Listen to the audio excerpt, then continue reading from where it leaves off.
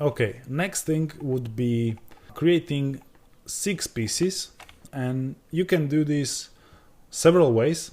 One of them would be simply duplicating the object by clicking and duplicate, and you can move it somewhere and have two same objects. But this would be again very tedious, and it would be very hard to keep the even spacing we want.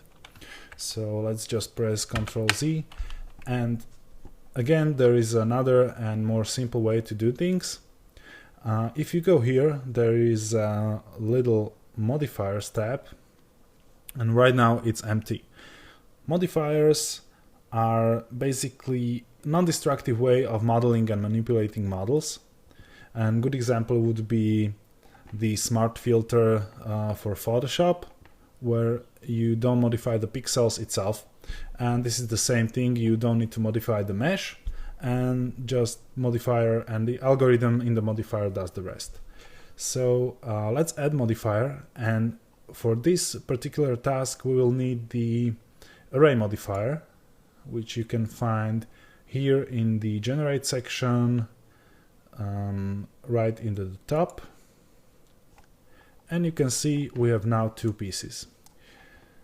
Array modifier just copies instances of objects with even spacing, so it doesn't duplicate the mesh, it's just instancing the object, so it's better for performance too. If you want more of them, you can increase the count right here, so you want 3, and we will need to do this in 2 rows, so the 3 pieces will be okay, but we need to increase the offset. So that's the number right here. It's for the X relative offset, and let's give it value of 1.2.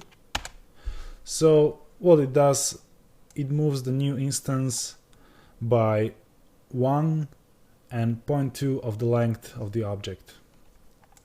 And to make the other row, you can just add another array modifier, scroll down, leave the count to 2, but modify the relative offset so the x-axis is 0, and we need to move them on the y-axis by again 1.2.